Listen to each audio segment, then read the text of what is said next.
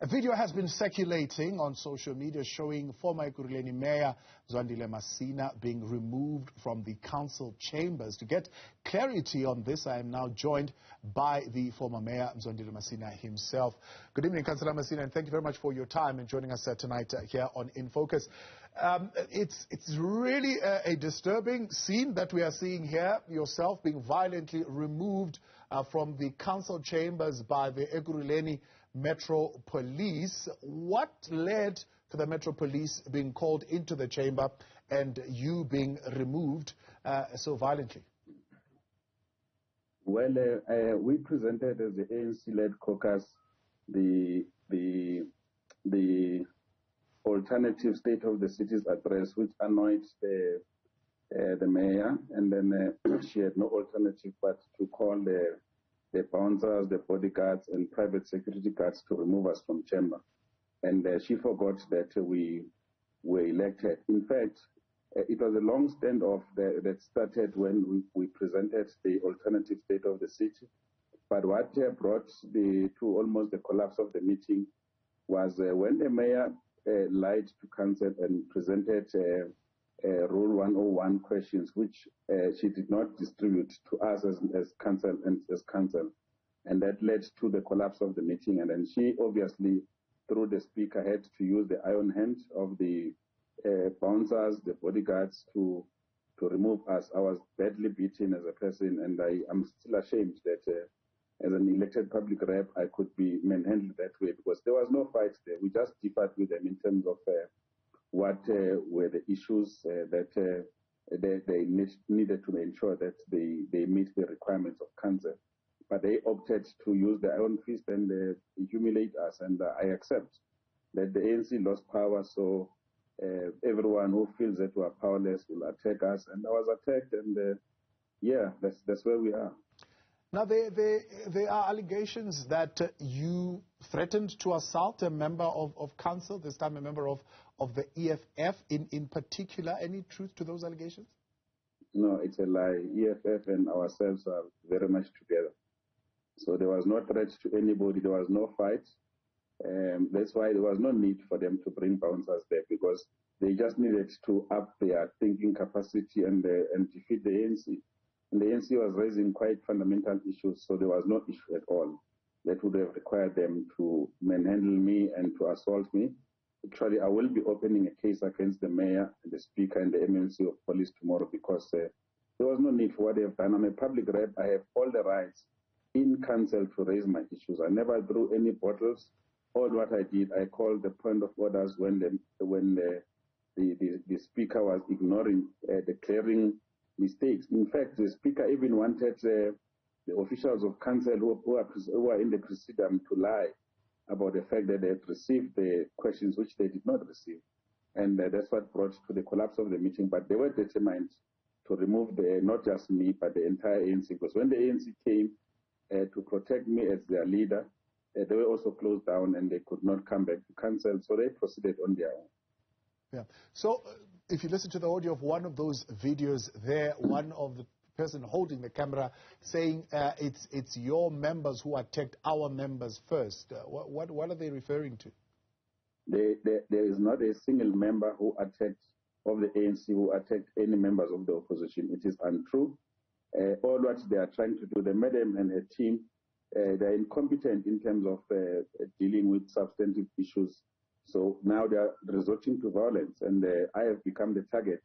Sadly, they are working with some of the few people who are contending forces within our own movement, and I think that those are the issues that we can deal with internally. But for now, what happened today is unfair, is unjust, and it will have to be challenged, because you can't remove through means of force a public rep through some people, because even the uniformed police are not supposed to be there. Yeah. And all of them will have to account, including the chief of police, how they ended up in council chamber, because there is a battle of ideas. We never threw any water, we never did anything to each other as the 224 councillors of the seat. But because they couldn't, tolerate our ideas, so they thought that they must get those strongmen to remove us. They never even gave me a chance to ask whether or not, if they say I must move, I asked them a reason why so that I can move out. So they did what they did, but I remain strong. I will be in council, and I believe that we'll continue as the African National Congress to make our point felt, because the fact is the DA never won the elections. They concocted with other parties to ensure that we are removed from power when we had the highest number of votes, which did not give us an outright win. But we understand where we are. We're members of the African National Congress. We are not going to be threatened. Yeah. It's very complicated and hard to understand why. I mean, you at some point the first citizen of the city of Ekurhuleni. So those Metro Police surely know that you are a public representative. They wouldn't mistake you for just an ordinary person. Why would they go to the extent of treating you like a thug, a hooligan, literally how they were pulling you out of those chambers? I asked them the same question, guys. What is the issue here? They said, no, we have received an instruction. So when I open the case tomorrow, they will have to be very clear. Who gave them instruction on what grounds? Because I said to them, if you want me out, tell me you have to be out for this. I will not resist as a person who presided over the city, but they were determined to remove me. So I'm not even sure what is this desperation in terms of the issues. By the way, I must say that we had just concluded the debate on the state of the city's address, and then we're starting now an official council meeting. There are those who are beginning to spread lies that there were items that were uncomfortable, that we could not deal with. There was no item. We had not dealt with anything. We are still dealing with the questions that the mayor must answer that, which are normal practices. I used to answer those questions as a mayor, but I used to give them to councillors on time. All that we asked, where are those questions? Why are they not being distributed? And that actually brought the meeting to standstill. Yeah. And myself and the ANC caucus were closed out, and we'll challenge this matter, including writing to the MEC, Maile, and the Minister of Culture, so that we can really, because we feel that we can never be closed down on the basis of ideas when we have got time in council to debate. And that's the problem that we have been facing. Yeah. Give me the chronology then, if you would, Councillor Masina, of the events. When were the questions sent? When they sent to the Speaker of Council so that they could be asked in Council? What was the process that was followed? So the rule is that you send questions 30 days prior, so that the mayor through her team can then answer those questions. But then she's obliged to send the responses 72 hours before the council meeting.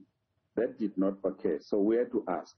Now the Speaker, who's a foreign national from Swaziland, we must now be chucked out of council on the basis he abused the rules of council that say that if there was no chaos there for him to qualify to remove us. And I was beaten as a person, as a father of children.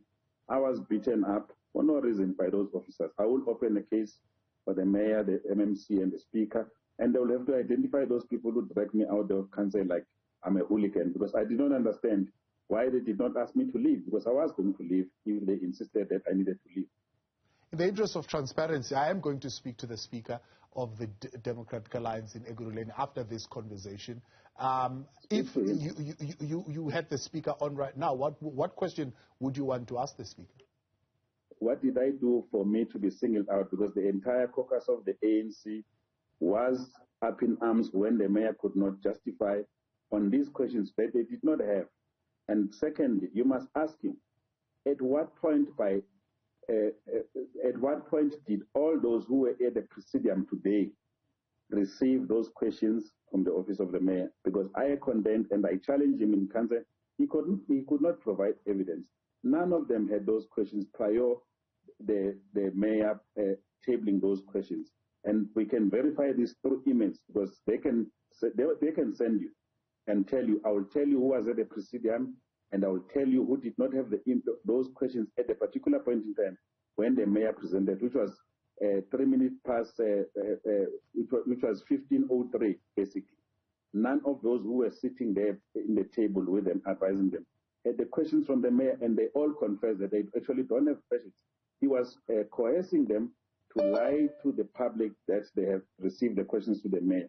In fact, we've just learned that the person who was sent those questions was not even at the presidium.